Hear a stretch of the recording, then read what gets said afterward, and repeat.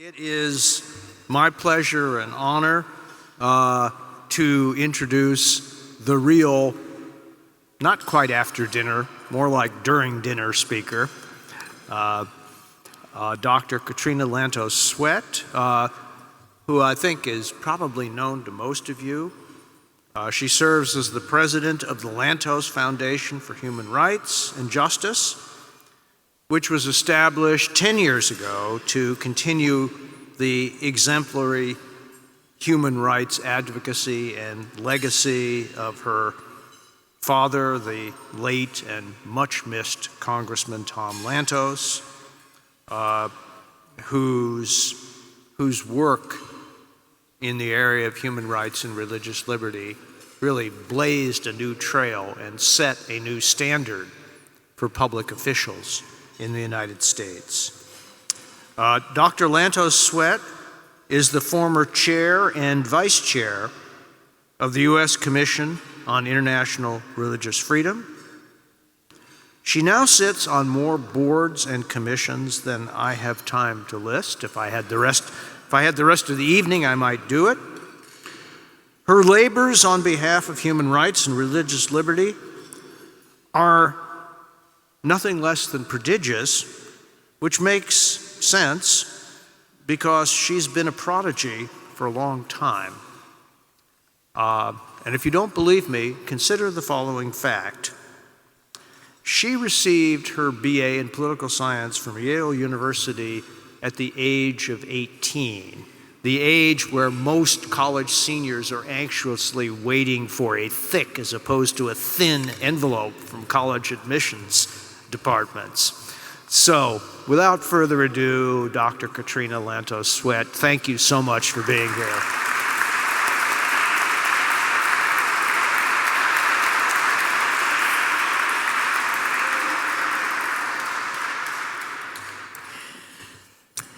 I hate to tell you how long ago that collegiate experience of mine was, and I want to assure you all that I'm used to having to talk to a lot of people during dinner, so don't feel at all restrained in terms of continuing to enjoy your meal. My husband and I are the parents of 7 children and now 6 grandchildren, so you know we're used to a lot of hubbub during meals, and it kind of creates a certain coziness about a gathering. I am truly honored to have been asked to make some brief remarks this evening. And the weight of the responsibility rests with a sort of pleasing seriousness and heft upon my shoulders, because really what we witnessed earlier tonight was something quite special and extraordinary. A couple of nights ago, my mother and I decided to watch the movie The Martian in honor of NASA's recent landing of a probe successfully on Mars. Now, I don't know how many of you have seen the movie The Martian, but it tells the story of an astronaut who is mistakenly left behind on the planet Mars when the rest of his fellow mission specialists have to immediately evacuate. They believe that he is no longer alive, and they leave him behind. And most of the movie tells the story of his efforts to, as he puts it, sort of science the heck out of each new existential challenge that arises, because he is determined to live, to reconnect with NASA and his colleagues, and to somehow make it off that planet. But despite his most extraordinary efforts, sort of towards the end of the movie, he reaches a point where he recognizes just how dire his situation is, and that there is, in fact, a very high likelihood that he may not make it. So he leaves a message for his flight commander, asking if she would be willing to be the one to tell his parents if he doesn't make it. And what he asks her to tell them is that they should know that he died doing something he truly loved, something that was much bigger than himself. Somehow, as I was thinking about tonight, that scene kept playing through my mind. Although this incredibly lovely evening in this magnificent National Archives is quite different from the astronauts' grueling struggle for survival on a very inhospitable planet, tonight I feel strongly that each one of us has been privileged to be part of something we truly love and something that is much, much bigger than any of us. We have placed our signatures or put our shoulders to the wheel behind a carefully and eloquently crafted charter that reaffirms our nation's and each of ours sacred commitment to protect and defend our cherished freedom of religion and conscience. Now, all of us in this room believe, probably with every fiber of our being, that religious liberty and freedom of conscience are vitally important, not only to our inherent dignity as human beings, but to building people and communities of character. And yet, and I think we need to acknowledge this, there are many who have begun to question that assumption and to question whether that is still true. And there are a lot of voices out there suggesting a counter-narrative, and I don't think those voices can be ignored. They would acknowledge and agree with us that the purpose of religious freedom is to give people the widest latitude to live out their lives according to the dictates of their own conscience. And of course, that sounds pretty good to all of us. But they would throw back, perhaps at us, the following question. What if their convictions, their pursuit, your pursuit of religious virtue leads towards intolerance, towards claims of religious supremacy, and yes, even in some tragic but not entirely infrequent instances, towards religiously motivated violence? And we know that this is no mere idle speculation. We've already talked about the massacre at the Tree of Life Synagogue and other terrible episodes that have happened in just the last few months in our country. And of course, if we look around the world, such events are far from uncommon. There are all too many people who are either motivated by radical religious extremism of their own or a radical religiously motivated hatred of others to commit unspeakable acts of violence in the name of their devotion to God. How can this be? Has it something to do with the nature of religion itself, or is it our human nature that is to blame?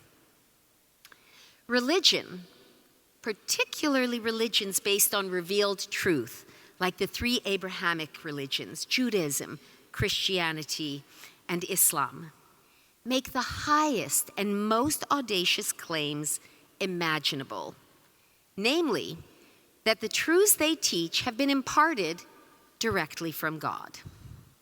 That is the ultimate trump card, is it not? In the words of an old Texas preacher, it turns out everyone wants a theocracy and everyone wants to be Theo. And I think we all understand that's a huge problem. I am reminded of a freewheeling game of rock, paper, scissors that I observed two of my children playing many years ago when they were quite little. Now, how many of you have ever played rock, paper, scissors? Okay, I see most hands going up. It's a simple child's game. Your hands are behind your back. You count to 3, and on the count of 3, you bring out either a rock, a paper, or a scissor. And each one of those can trump the other. So if you pull out paper and the other pulls out rock, paper covers rock, and you win that round. If you pull out paper and somebody else pulls out scissors, scissor cuts paper. So that wins that round. And I think the last is that rock breaks scissor. So that's how you win that round. So it's sort of a fun game, but after a couple of rounds, it was starting to get a little boring. And so to kind of spice it up, they decided that they would allow each other to pull out anything from behind their back. And it got really lively at that point. There were cries of tigers and tanks and all sorts of imaginative things. And as you can guess, the arms race escalated with each round as the kids tried to outdo one another in coming up with unbeatable ordnance. Finally, it came to a climax as my daughter, who was a few years older, yelled, "Tsunami," with a triumphant look on her face. Meanwhile, my youngest son, Atticus, who was sitting opposite her, was just silently waving his arms back and forth like this. It was quite mesmerizing. Mystified, we asked him what that was supposed to represent, and he replied with a sufficiently impressive intonation, "God." Well, that was it. The game was over. There was nothing left to say, no more game to play. Now, in the realm of revealed religious truth, there is a danger that when adherents invoke God's revealed truth, they think that means the game is over. There's nothing left to discuss. Even more alarming, some may feel a duty to compel obedience to God's revelation by any means necessary, and they consider it an act of supreme virtue to do so. It makes me think of the chilling quote from Robespierre, he of the Reign of Terror in revolutionary France. He said, and I quote, "First comes virtue, and then its emanation, terror." Indeed. We are seeing this sort of religious radicalization now in many parts of the world, and it has certainly been seen many times in history. For example, during the period from 1618 to 1648, much of Europe was ravaged by the brutal 30 Years' War, which began as a religious war, and by some estimates led to 8 million deaths across the continent. And I'd like you to sort of wrap your head around that figure, considering the time of history we're talking about. The devastation was so great, so profound, that it prompted a radical new system of political order in Europe, referred to as the Peace of Westphalia, which established our modern concept of the sovereign state, as well as the small beginnings of a more tolerant attitude toward religious diversity.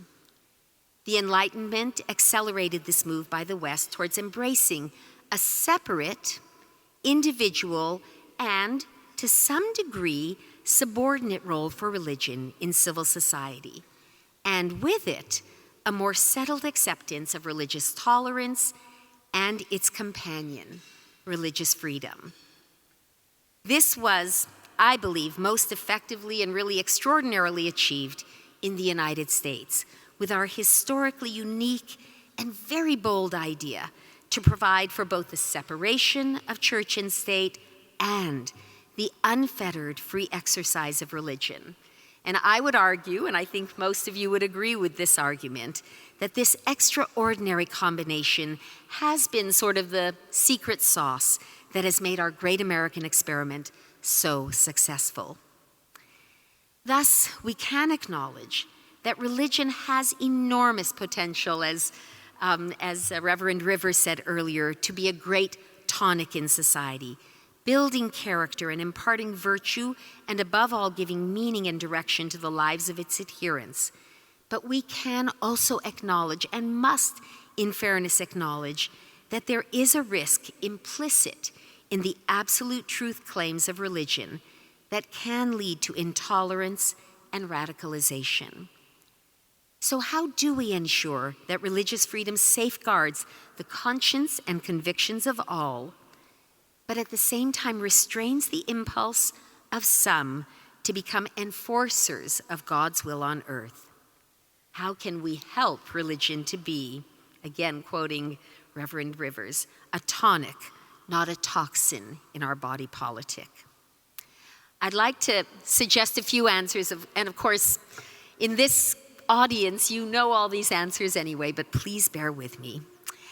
James Madison, the father of the Constitution, believed that religious pluralism was essential to protecting our civic rights. And if we accept this need for pluralism, it is perhaps the most powerful antidote to the dangers of absolutism. Voltaire said famously, "Where there is only one religion, tyranny rules. Where there are two, religious war reigns. But when there are many, liberty comes." Now, when we speak about defending freedom of religion, we must protect not just people's right to have their beliefs, but their right to access the public square, where ideas are exchanged and debated on the basis of equality and respect. Protecting religious freedom must mean defending the public arena itself. Our duty is not just to the players on the field, but to the turf. We also need to acknowledge that while broad accommodation should and indeed must be made for religious requirements that faith imposes on its adherents, sometimes religious practice will have to conform to our earthly laws and standards of justice, not because we place man's law above God's, but because we have the civic humility to recognize our own inadequacy in knowing how God would have his laws applied.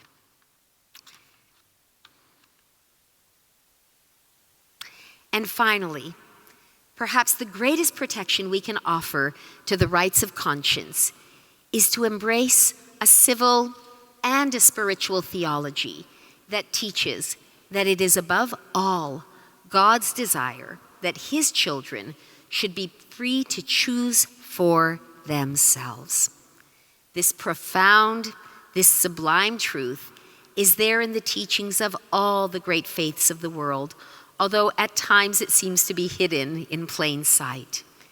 It is there in the Quran, which instructs that there is to be no compulsion in religion. It is there in both the Old and New Testaments. And if we go through the writings and the teachings and the holy texts of almost every faith, we find it there. And today, tonight, we can say that it rings out on every page of the magnificent charter that we have signed this very evening. I'd like to close my remarks today with a short story that I think beautifully illustrates the profound connection between religious freedom and all the other precious rights that we as Americans cherish, and underscores that actualizing those rights depends on each of our individual right to seek truth for ourselves. John Wycliffe, the English philosopher, theologian, reformer, and preacher, undertook to translate the Bible from the Latin Vulgate into the common vernacular in the late 1300s. And he did so in the face of enormous opposition and even persecution from the ecclesiastical authorities of his day. Despite all, he persisted in this mission. And when his work was done, he wrote the following words in the flyleaf of that first Bible. "The translation is complete and shall make possible government of the people, by the people, and for the people." Now, most of us here in this room associate those immortal words with President Lincoln and the occasion of the Gettysburg Address, but they have a more ancient patrimony. We cannot know precisely what Wycliffe meant when he wrote those words, but I believe he was illuminating for all of us the profound insight that when men and women are free to pursue and understand truth for themselves without compulsion, they become empowered to build societies that honor the claims of conscience and the fundamental liberties of all people. It is my hope and my prayer that this magnificent American charter that we inaugurate and sign this evening will be the means of extending that blessing, not only now to our fellow Americans, but to people around the world. Thank you so much.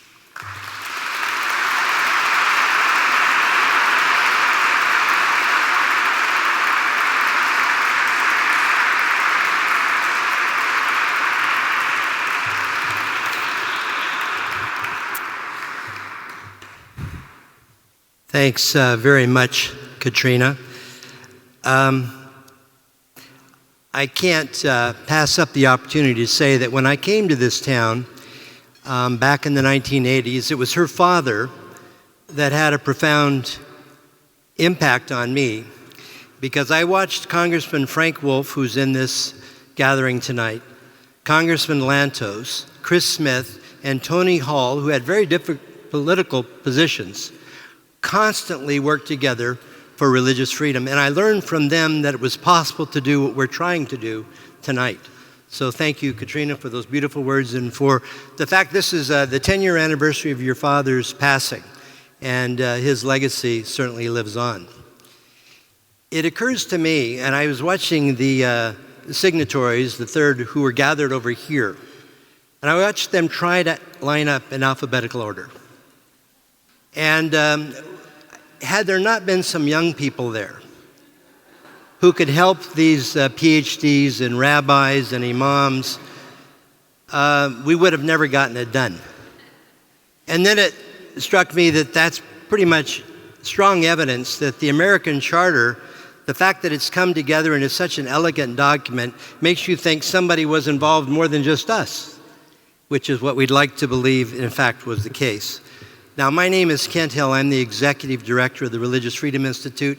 And the nice thing about going last and offering some concluding remarks is you don't have to endure a long introduction of me. You've just heard everything you're going to know about me. And even though my brother's in the audience and I could talk about my ping pong prowess, I'm going to leave that aside and just give you some thoughts as we conclude this evening together. You know, I started my career as an historian at a university, Seattle Pacific University in Seattle. I thought I would stay there all my life. I had just been tenured, but I had been involved with the plight of religious believers in the Soviet Union. And 2 or 3 weeks after I was tenured there, I got a call from Washington and said, would you come back and work on religious freedom issues in the D.C. area? And so I thought about it, but we decided, my wife and I decided to move to Washington, D.C., and I never got back to teaching history again. But I never lost my interest in history. And as I thought about the kind of things that I might say at the end of this time together, I could not get out of my mind a poem that will be 100 years old next year. And the poem was written in the wake of the European bloodbath of World War I and the Bolshevik Revolution, and awful things were happening in Ireland. It was a terrible time for Europe.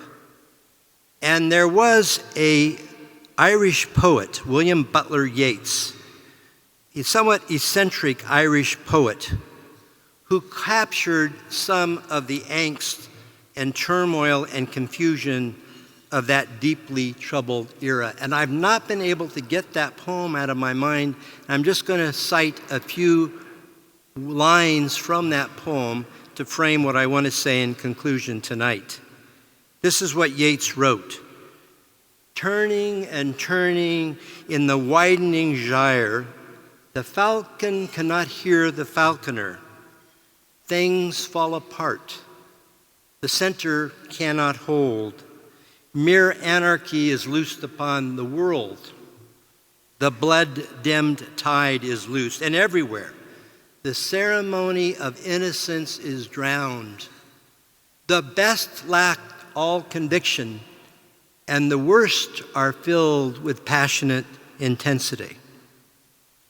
A century later, living in an America characterized by ever-increasing incivility, general nastiness, confusion, and polarization, many sense some deep truth in Yeats' haunting lament, things fall apart, the center cannot hold.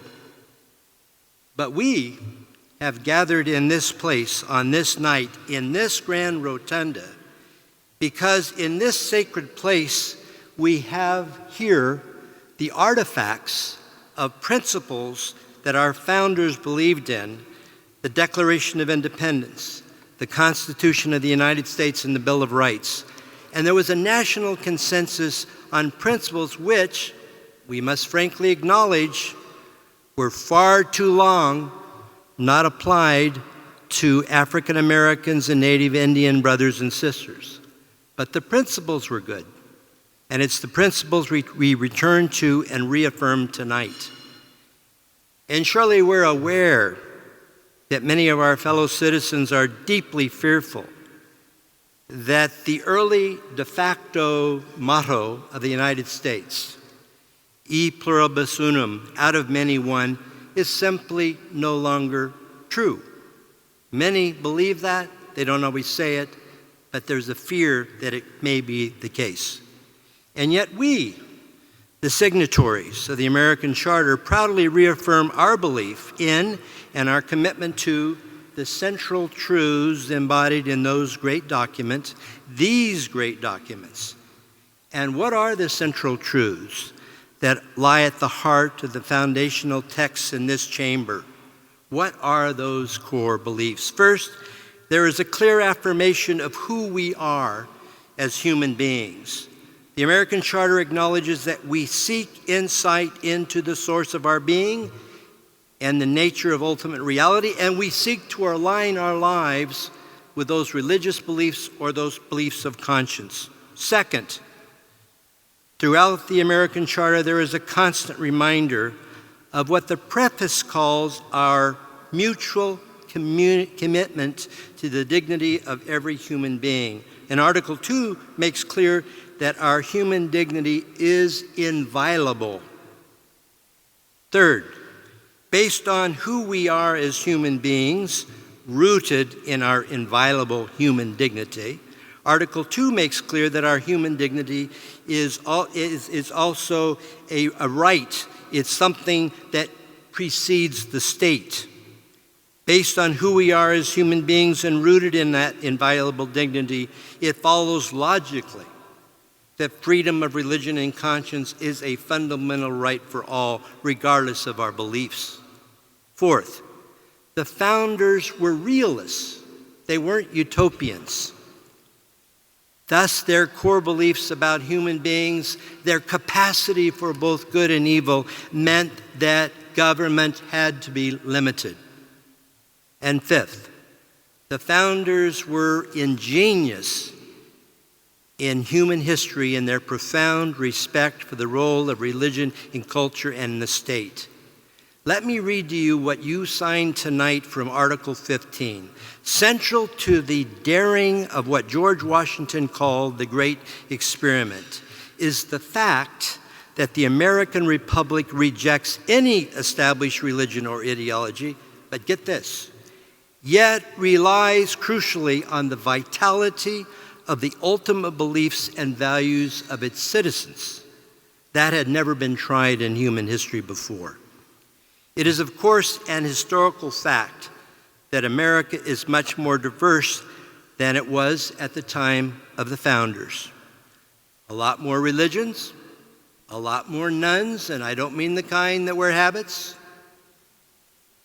And the big question today is, with that kind of diversity, can we still find the common ground necessary to succeed in what the American Charter has set out to try and do? But we, who signed the Charter, say it's worth a try. Verdict is out. This is a tougher sell. This is a tougher challenge in many respects. But if you remember Rabbi Moline's wonderful invocation, he noted that whether one considers one a believer in transcendent truth or just conscience, whatever one's ultimate beliefs are, we have to still believe that the possessor of those beliefs has inviolable human dignity. And our children have to see us interact with people who differ with us in a way that always respects the other's inviolable human dignity.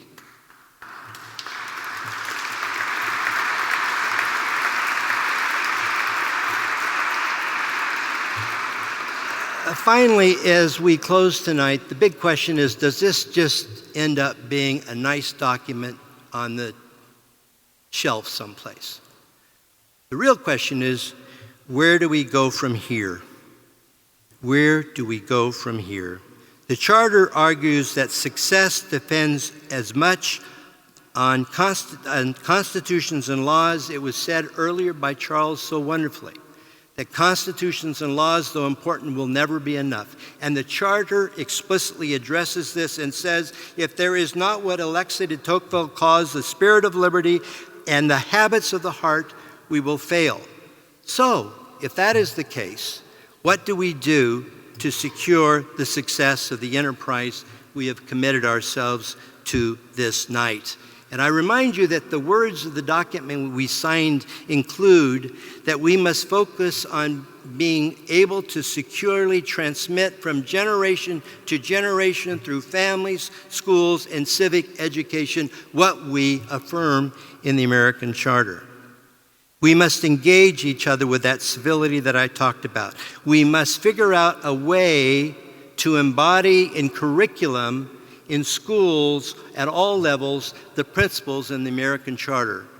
We must help people understand that they can deal with people who are different, the other, that we can deal with them with respect and granting them human dignity. As I come to a close here, let me just insert one little fact. What happened tonight could not have happened without an awful lot of work by a lot of people. And I don't dare go into the list of all who were involved here in this particular event, but I do want to note that Carolyn Hoffman was our events coordinator.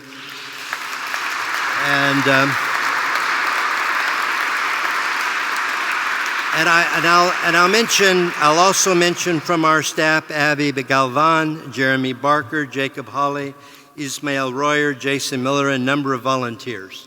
And without them, this simply would not have happened. And we want to thank our splendid Master of Ceremonies tonight, Bill Galston. And it's not just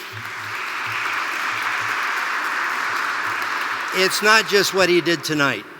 We had a pre-event at the Brookings Institution a few months ago. He was key to that taking place. He's been with us on this journey from the very beginning, and we're so thankful for that. Also, Charles Haynes. None of this would have happened without Charles Haynes. It was Charles Haynes who helped us have the commitment to make sure that that list of signatories was so diverse, nobody could look at it and say something unusual is happening here. That's the work of Charles Haynes.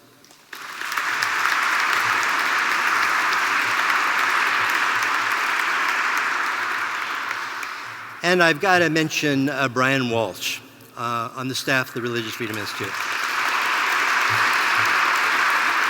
He worked with Charles and Bill. He's got a legal mind. He was the one that helped negotiate the dozens and dozens of new editions of the American Charter.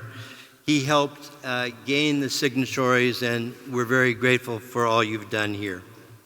So as we bring this to a close tonight, I want to remind you of one other thing that was in the Charter. And I quote, "Freedom and its moral and social seedbed will be quickly lost if they are not carefully tended and nourished from one generation to the next." And so with that admonition in mind, let us end our time together tonight with these words from the great Jewish scholar Jacob Neusner. Civilization hangs suspended from generation to generation by the gossamer strand of memory. If only one cohort of mothers and fathers fails to convey to its children what it has learned from its parents, then the great chain of learning and wisdom snaps. If the guardians of human knowledge stumble only one time in their fall collapses the whole edifice of knowledge and understanding as we take the American Charter forward. It's going to depend on what happens not in Washington, but in the schools throughout this country. And it's going to be reflected in what people around us, particularly our family, our neighbor, our children, see in our own behavior as we interact with those who have different views than we do. So in conclusion, let me say a special thank you to our signatories, to our guests here tonight, and let us remember that the precious legacy of freedom of religion and conscience, which has been bequeathed to us by those who have come before, let us never forget that it can only survive and thrive if each of us does our part to pass on this treasure to the next generation. So good night, and thank you for coming, and I am told you are free to stay for a little bit longer, enjoy some wine and some fellowship, but thank you so much for coming.